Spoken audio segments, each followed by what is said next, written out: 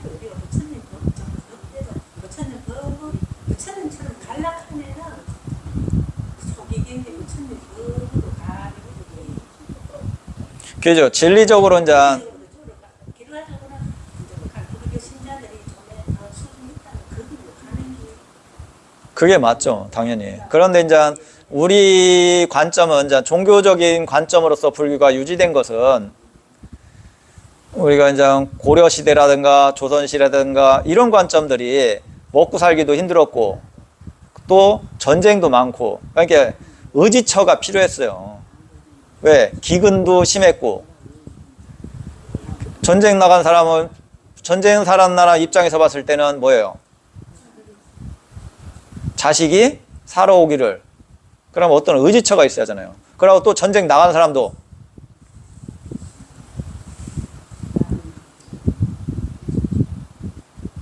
보살님 전쟁 나간 사람도 뭐예요?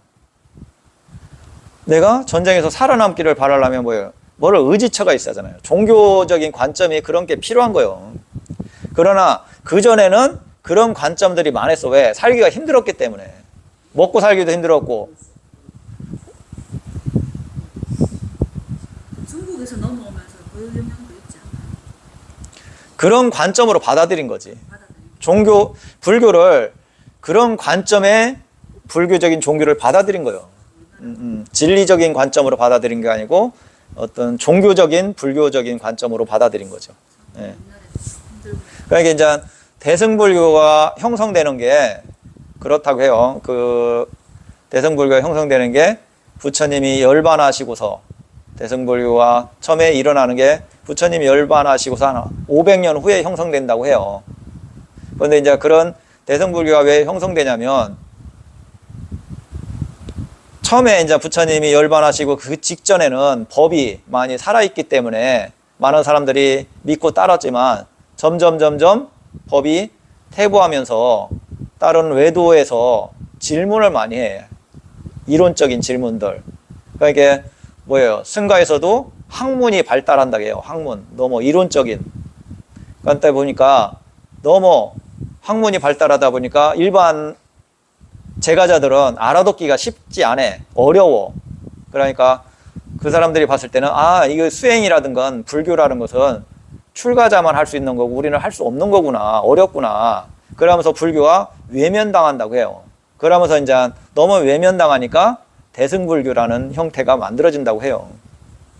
거기서는 뭐예요? 염불만 해도 다 이루어지고 소원을 들어주고 쉽게 접근할 수 있는 이게 이제 대승불교가 번성하게 된 그게 이제 대승불교가 부처님이 열반하시고서 500년 후부터 만들어진다고 해요. 그러면서 이제 그게 티베트라든가 중국으로 이렇게 그러면서 뭐예요? 그런데 이제 또 일부에서는 힌두교가 대승불교다 이렇게 말해요. 힌두교가 대승불교를 대승불교에서 많이 받아들였다 이라지만 실질적으로는 또 이렇게 보는 경우도 있어요. 대승불교를 힌두교가 그때 당시의 힌두교는 이론이 되게 약했어요. 이론이 되게 약했는데 대승불교의 논리를 힌두교화 시킨 거지.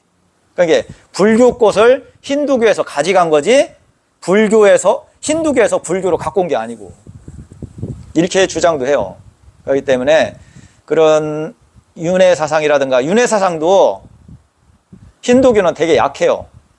그런데 이제 불교 관점의 윤회 사상을 힌두교에서 가져간 거지 그런 부분도 있는 거지. 예. 그런 것은 이제 우리가 이제 옛날 그런 관점에 학문적으로 뭐 그거 아니면 그런 역사적으로 이제 이렇게 말씀을 하는 거고.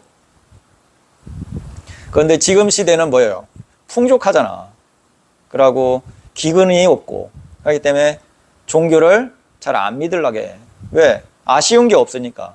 너무 풍족해도 아쉬운 게 없기 때문에 안 믿고 너무 힘들어도 먹고 살기가 너무 힘들기 때문에 진리적으로도 안 믿고 종교적으로 믿지 진리적으로는 잘 안 믿어요.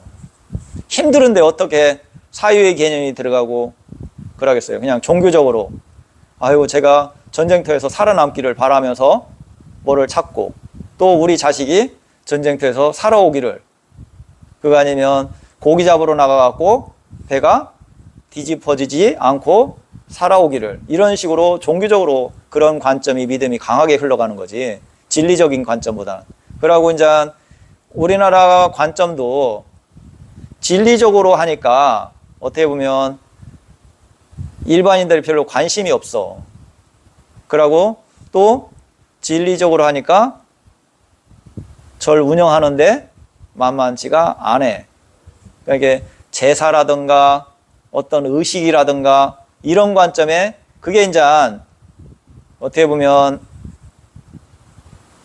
부였는데 주가 된 거지. 바뀐 거지. 전도된 거지. 진리는 외면당하고 그런 부수적으로 이제 이렇게 좀 따라왔던 게 그게 주가 되고 이게 변해간 거지. 점점. 그렇기 때문에 우리가 제사라든가 이런 것도 부처님 당시는 제사를 안 지냈는데 제사를 지내야 사찰 재정에 도움이 되니까 그게 주가 되는 거지. 그리고 기도도 부처님 당시에는 그냥 가볍게 공덕에 대해서 축원이라든가 이런 마음을 일으켰는데 지금은 열심히 기도를 해야 사람들이 기도라든가 이런 했을 때 돈을 내고 그러니까 이제 그게 변해간 거지. 조금 했던 게 커져간 거고 진리는 컸던 게 작아진 거고 이렇게 변해간 거예요. 시대에 따라서 환경에 따라서. 그러니까 지금은 불교라고 하면 제 지내는 거 절하는 거 뭐 이런 게 불교라고 생각하죠. 그렇게 변한 거지.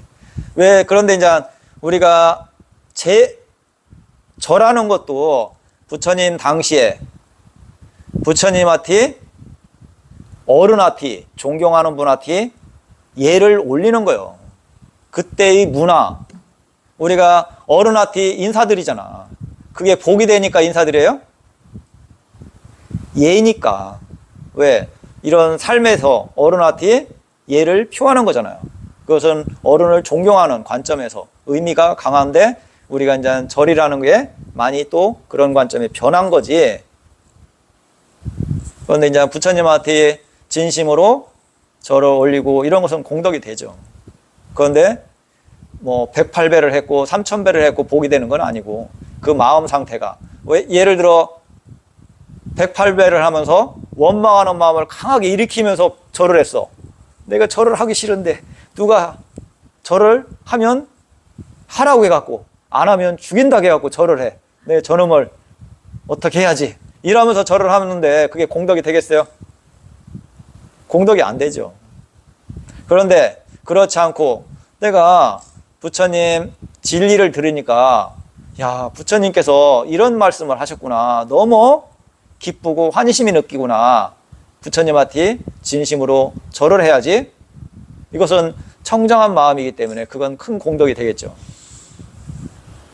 그 마음이 청정하고 그 믿음이 청정하기 때문에 큰 공덕이 되는 거지 그 행위 때문에 공덕이 되는 건 아니다.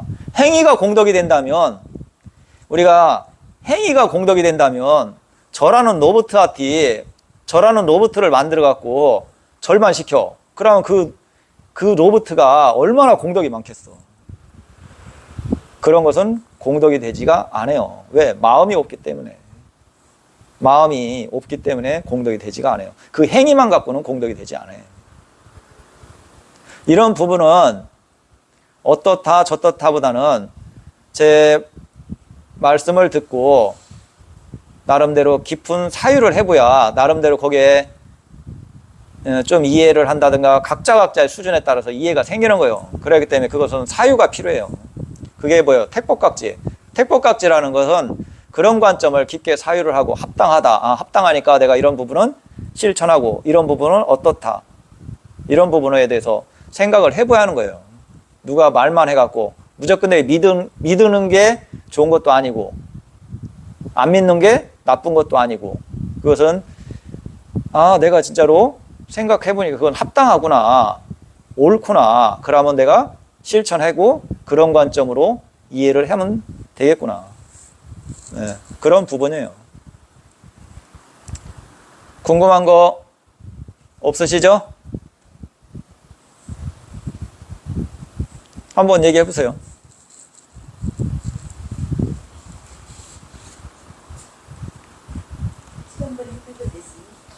예. 우리나라 이렇게 평화로운데 지금 모로코는 지진 때문에 많이 괴로워하고 있어요. 그런 게 어떻게 해요? 뭐를 어떻게 해요? 한 지구상에서 한 명을 이렇게 평화롭고 한 명이 이렇게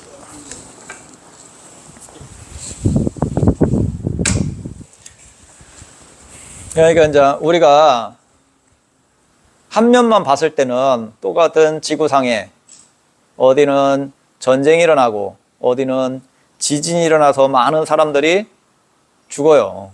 괴로움을 당하고. 그죠? 어떤 나라는 부유하고 행복하고. 그런데 이제 또 이런 부분도 생각해 봐야 돼요. 내가 이 나라를 살면서 우크라이나라든가 이런 나라는